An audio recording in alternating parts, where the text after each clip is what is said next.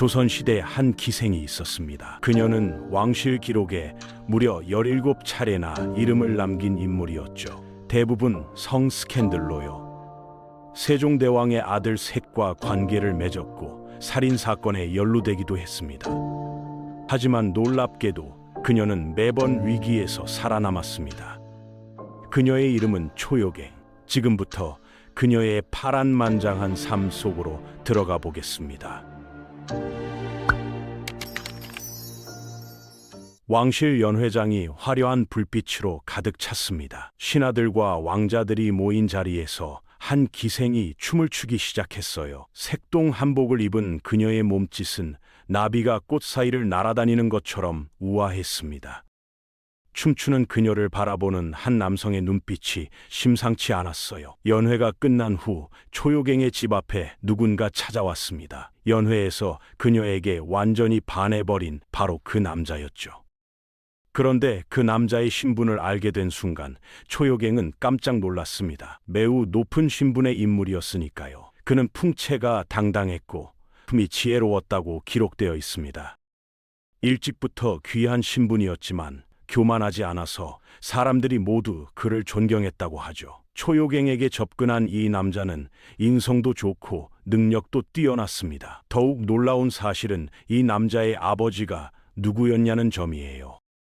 그의 가계도를 살펴보면 수양대군, 안평대군 같은 이름들이 보입니다. 맞습니다. 바로 세종대왕이 아버지였어요. 세종은 왕비와 후궁들 사이에서 총 18명의 아들과 4명의 딸을 두었습니다. 그 많은 왕자들 중 한 명이 초요갱에게 접근했던 사실이죠. 소원왕후에게서 태어난 7번째 왕자 평원대군 이임이 바로 그 주인공이었습니다. 평원대군은 왕실 연회에서 기생 초요갱을 보고 완전히 마음을 빼앗겼어요. 그녀의 매력에 사로잡힌 그는 직접 그녀를 찾아가 첩으로 삼으려 했습니다. 세종의 아들이 자신에게 첩이 되라고 제안했을 때 초요갱의 심정은 어땠을까요? 당시 기생들 사이에서는 한두 차례 정도 거절하는 것이 더 매력적으로 보인다는 문화가 있었을지도 모릅니다. 하지만 이건 정통 왕실 라인이었어요. 기생인 초요갱에게 평원대군을 거부할 권리는 사실상 없었습니다. 천민 신분의 기생으로서는 선택의 여지가 없었던 상황이죠. 기생이었던 초요갱 입장에서 대군이 찾아온다는 것은 최고의 기회였을 가능성이 큽니다. 개인 능력이 아무리 뛰어나도 천민 기생으로 사는 삶은 매우 고됐습니다. 당시 기생의 연간 수입은 쌀 한 섬 정도로 국가 관리 수입의 10분의 1 수준에 불과했어요. 먹고 살기도 빠듯한 형편이었죠. 미래를 생각한다면 누군가의 첩이 되는 것이 안정적이었을 텐데 대군의 첩이 된다면 훨씬 더 나은 삶을 살 수 있었을 것입니다. 초요갱은 처음엔 놀랐지만 한편으로는 기뻤을 수도 있어요. 첫 번째 남편이 역적으로 처형당한 후 자신은 천민이 되어 기생으로 살고 있었으니까요. 억울함만 쌓여가던 상황에서 평원대군은 자신을 함부로 대하지 않을 테니 안정적이고 행복한 삶을 살 수 있겠다고 생각했을지도 모릅니다. 초요갱은 두 번째 남자 평원대군의 첩으로 들어가게 됩니다. 앞으로 꽃길만 걸을 줄 알았던 초요갱에게 예상치 못한 일이 벌어졌어요.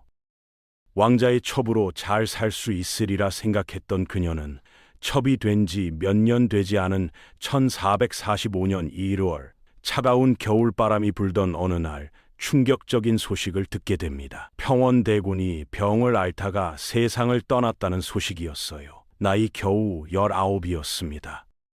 평원대군은 두창, 즉 천연두에 감염되어 사망했습니다. 초요갱은 또다시 남편을 잃고 말았어요. 두 번이나 남편을 잃은 그녀의 절망은 말로 표현할 수 없을 정도였을 것입니다. 하늘을 원망하고 자기 자신도 원망하며 막막한 시간을 보냈겠죠.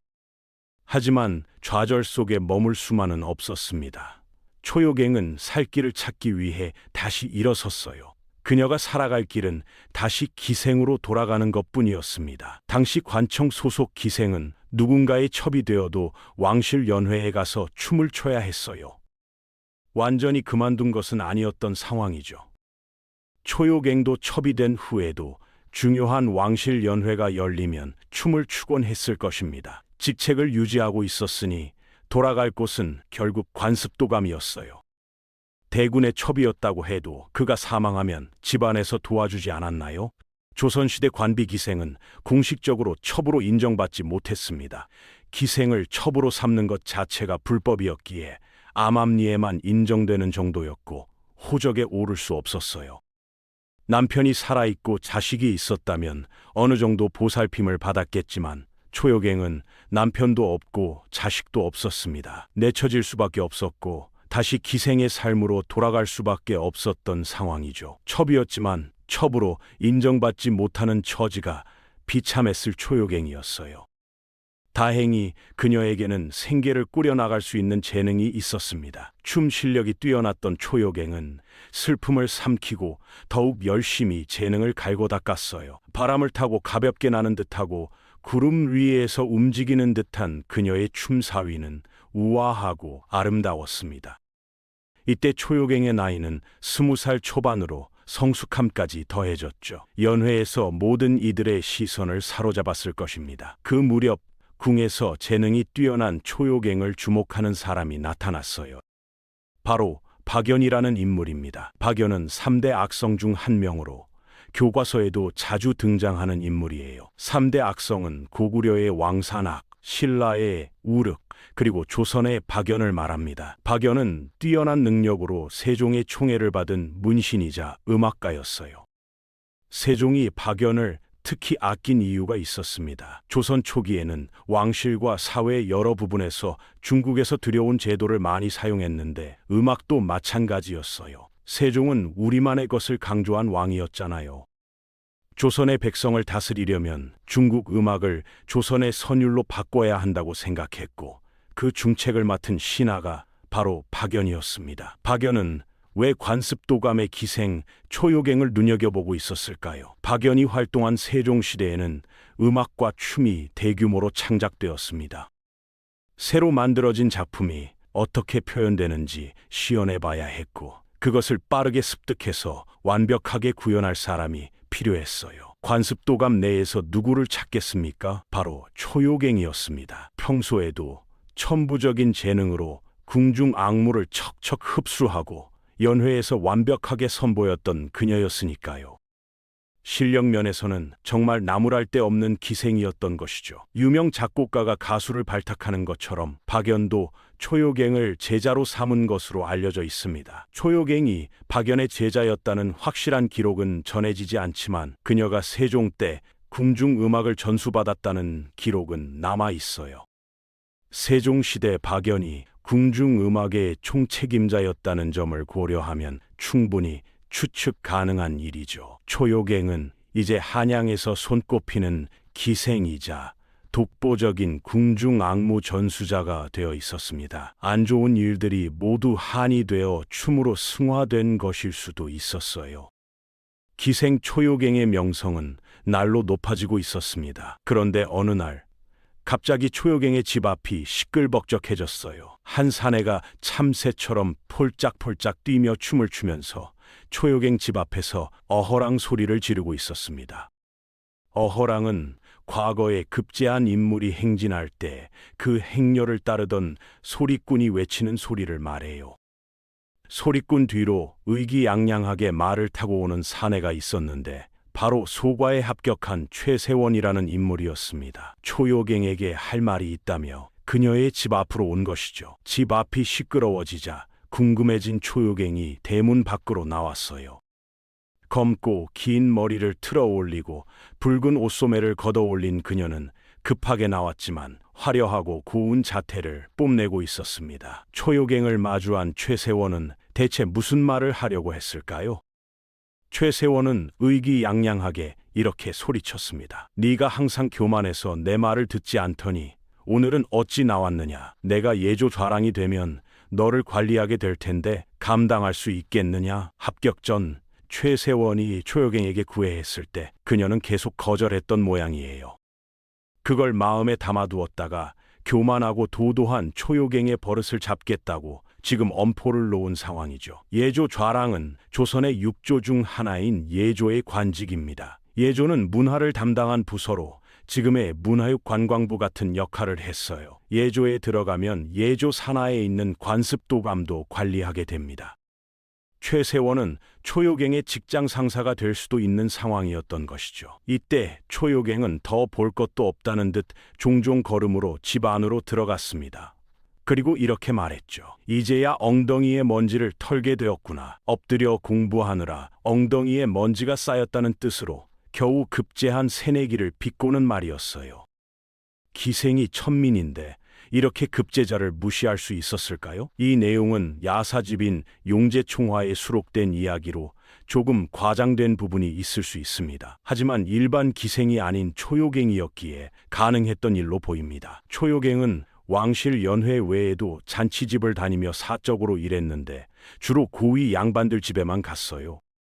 1차 시험인 소과에 합격하고 2차 시험인 대과 급제 전인 사람은 상대할 급이 아니라고 생각했던 것이죠. 당시 왕실 연회에서 춤을 추는 기생이었던 초요갱이 얼마나 인기가 많았는지 또 자존심이 얼마나 샜는지를 엿볼 수 있는 대목입니다. 최세원 입장에서는 정말 분했을 것 같아요. 성균관 유생들의 마음을 훔칠 정도로 왕실을 넘어 한양 전체에서 선망의 대상이었던 기생 초요갱이었습니다. 초요갱의 명성은 조선이 급변하는 상황에서도 계속 이어졌어요. 조선의 왕은 세종에서 문종으로, 문종에서 단종으로 바뀌었습니다. 그리고 단종 즉위 1년 만에 조선의 권력은 계유정난을 일으킨 수양대군의 손에 들어갔죠. 단종은 허수아비였고 수양대군이 실권을 가진 시기였습니다. 그런 상황에서 단종 재위 시절인 1455년 초요갱 때문에 왕실과 조정 대신들이 발칵 뒤집히는 일이 발생했어요. 이영과 초요갱이 상피해야 마땅한데도 서로 간통하였다. 영의정이었던 수양대군과 조정 대신들이 우르르 단종 앞에 찾아와 이렇게 말한 것입니다. 여기서 상피라는 단어에는 친족 사이의 남녀가 관계를 맺었다는 뜻이 있어요. 절대 피해야 하는 관계라는 의미죠. 초요갱과 간통을 저지른 남성 이영은 누구였을까요? 이영, 이름의 외자를 가진 남자는 왕자였습니다. 세종의 아들이었던 화이군이었어요. 화이군은 초요갱의 두 번째 남편 평원대군의 배다른 형제였습니다. 게다가 화이군이 평원대군보다 2살이 많긴 했지만 왕실 서열상 서자인 화이군은 적자인 평원대군보다 서열이 낮았어요. 초요갱과 화이군은 절대 사랑을 나눠서는 안 되는 관계였는데 간통을 한 것입니다. 또 한 번 왕자와 성 스캔들로 얽힌 초요갱이었어요. 초요갱의 새로운 스캔들, 상대 화이군 이영은 어떤 성품의 사람이었을까요? 이영의 성품이 여색을 탐하였다. 일찍이 처백부 박대의 종을 훔쳐 자식을 낳았다. 처백부는 아내의 큰아버지를 뜻하니까 장인어른 형제의 첩을 탐하여 아이까지 낳았다는 말입니다. 화이군은 굉장히 여색을 밝힌 인물이었어요. 부인 큰아버지의 첩을 훔쳐 자식까지 낳아서 왕실의 문제아로 낙인 찍혔죠. 세종도 여색을 밝힌 아들 화이군 때문에 이가 아플 정도였습니다. 그런 화이군이 언젠가부터 단단히 눈독을 들인 상대가 바로 초요갱이었어요. 문제는 초요갱이 누구의 첩이었냐는 점입니다. 일반 양반도 아니고 왕실의 형제 평원대군의 첩이었습니다. 화이군은 알면서도 접근한 것일까요? 당연히 알고 있었을 것입니다. 하지만 그때는 조용히 지켜만 보고 있었다가 평원대군이 죽은 이후 본격적으로 초요갱에게 접근했던 것으로 보여요.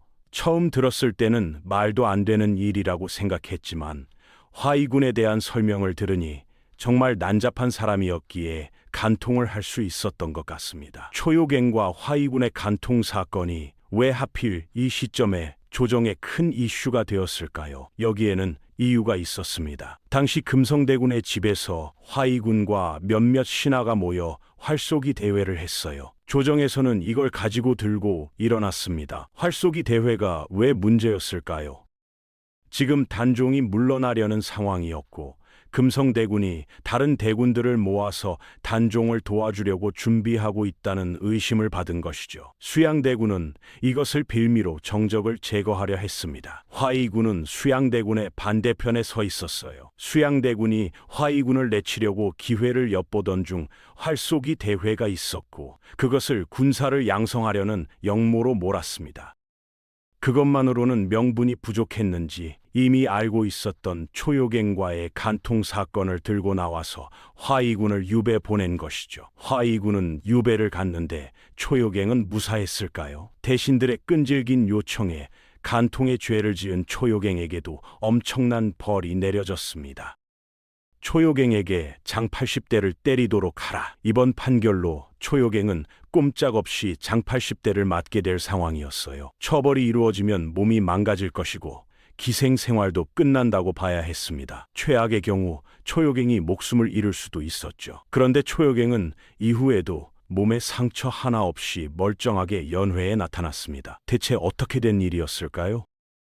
초요갱은 당시 법대로 벌 대신 속죄, 즉 돈을 내고 풀려난 것입니다. 조선시대에는 속죄라는 제도가 있었는데 형벌에 따라 정해진 돈을 납부하면 실제로 형벌받은 것으로 처리되어 풀려날 수 있었어요. 초요갱이 그 법을 이용해서 가까스로 위기에서 벗어나 살아남은 것이죠. 초요갱이 법대로 해결한 이후 신하들이 그렇군요 하고 넘어갔을까요?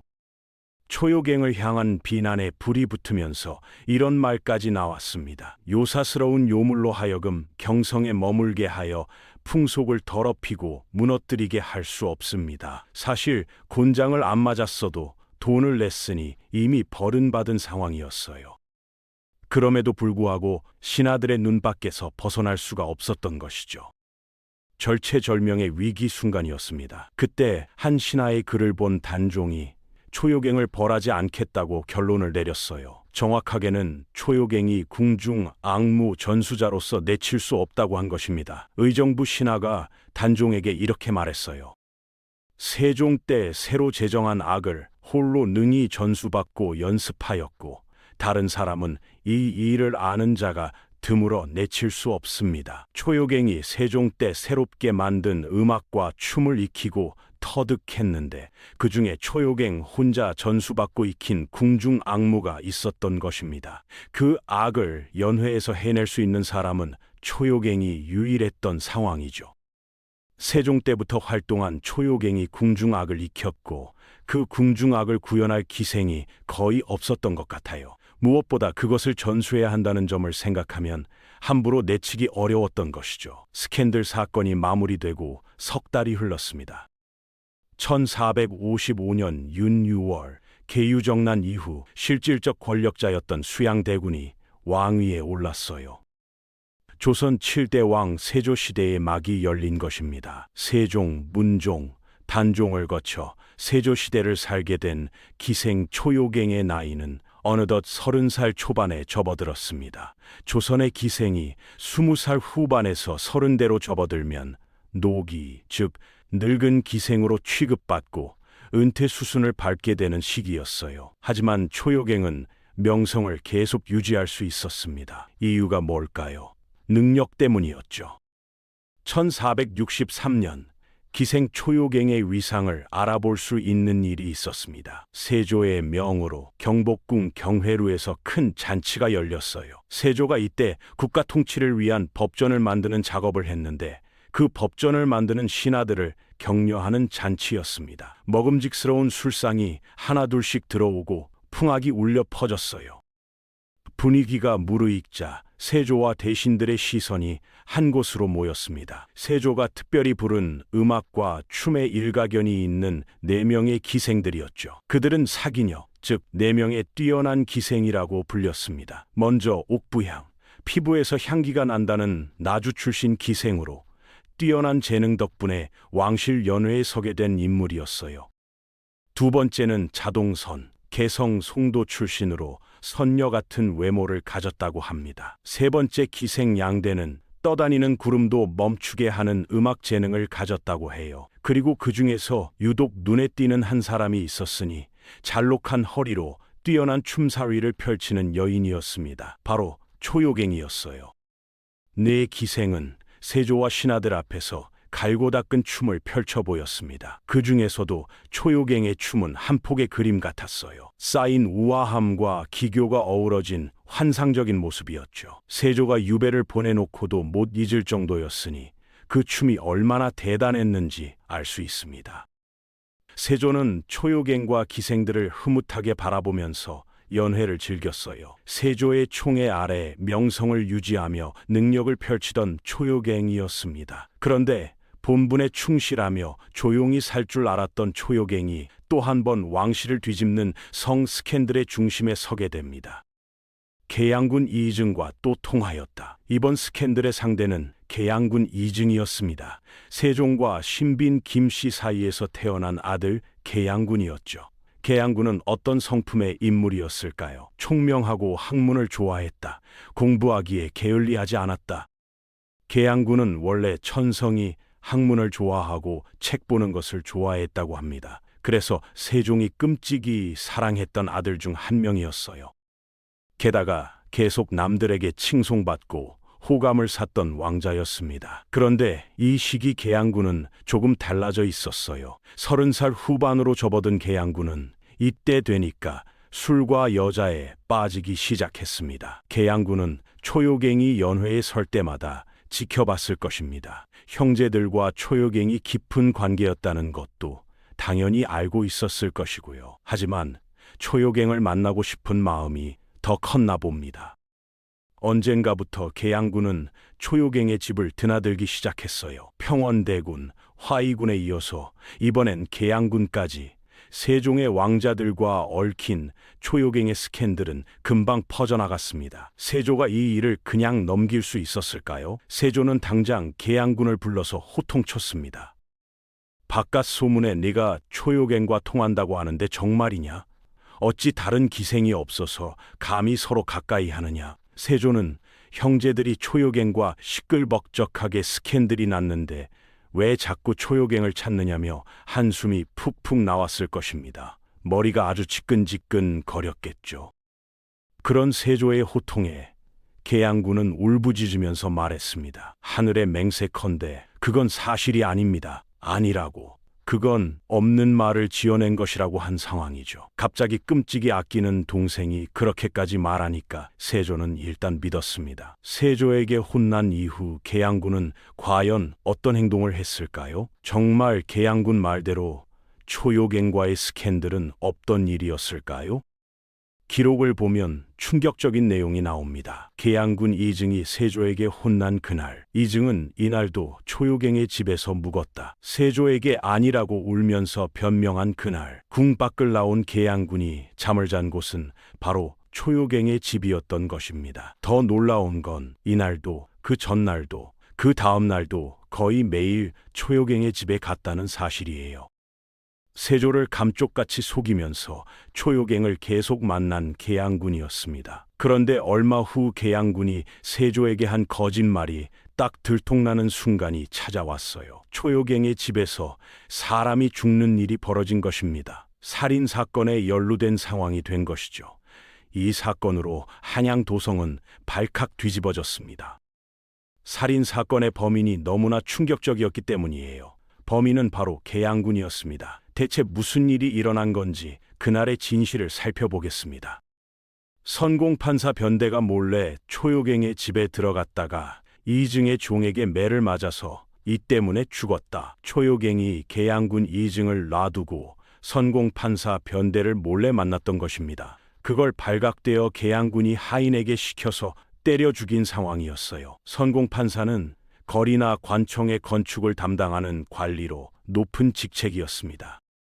변대 역시 기생이었던 초요갱을 마음에 두고 있었던 것이죠. 변대가 계양군을 피해서 초요갱의 집으로 갔는데 초요갱의 방에서 변대가 나오는 걸 계양군이 딱 목격하고 만 것입니다. 감히 왕실 사람인 자신이 품은 여인을 탐했다고 생각한 계양군은 화가 머리끝까지 났을 것입니다. 그래서 계양군은 하인을 시켜 변대를 때렸는데 얼마나 무자비하게 때렸는지 변대가 그만 죽어버렸어요.